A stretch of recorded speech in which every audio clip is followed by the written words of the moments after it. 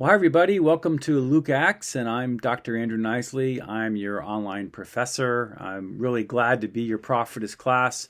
I've been doing this class for quite a few years, and I've been teaching at Crown for about 10 years, and really have enjoyed getting to know you as students year in and year out. So let me just first of all say that if you have a question, you have an issue, you have a problem, please don't hesitate to give me a call. And I'd love to be able to process whatever is going on with you. And it's also a good chance for me to get to know you on a personal level. So my phone number is everywhere. Please, text me, email me, call me. I'm always happy to talk with you guys. And if I can't take your call, then I'll get back to you sooner than later. And if I don't for some reason, just bug me a little bit because life gets a little busy here as I'm juggling being a full-time pastor and also being an online adjunct. So hey, this is the final course for many of you, and you're going to be doing a capstone project. Now there's three different options for it. The first option is done by most of the students, and that is the academic option, where you're simply writing an exegetical paper, where you're taking information that is based upon what's going on in either Luke or Acts, or both Luke and Acts, on a passage or on a theme in both of those books. And then you're drawing from some of the past courses that you've done. Now, you don't want to just take one of your papers from the class that you did in like biblical exegesis. You can't do that. But you can draw from it, and you can use that as some supplemental material, or even as some of the material that you're using as foundation for the final project that you're doing in this class.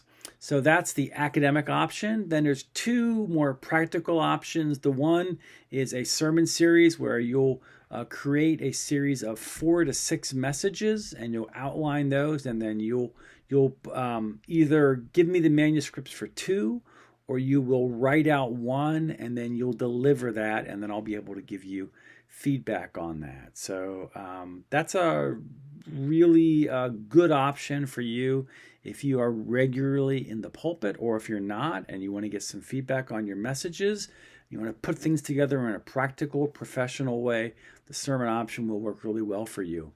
And then finally, there is a curricular option. So you can come up with either a Sunday school or a small group, or some kind of a training curriculum.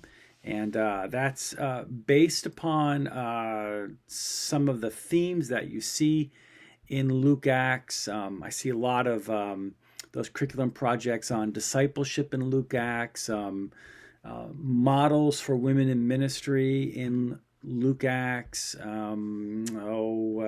spiritual gifts in Luke Acts, the role of the Holy Spirit in Luke Acts, pictures of Jesus in Luke Acts, the expansion of the early church in Luke Acts. You can do a variety of things. And speaking of variety, we have 3 books for this class.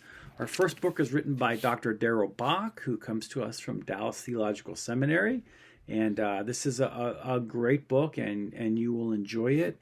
It's written from a pretty conservative theological bent, and in fact, your first discussion question will deal with that, and I'll be curious to see what you will have to say.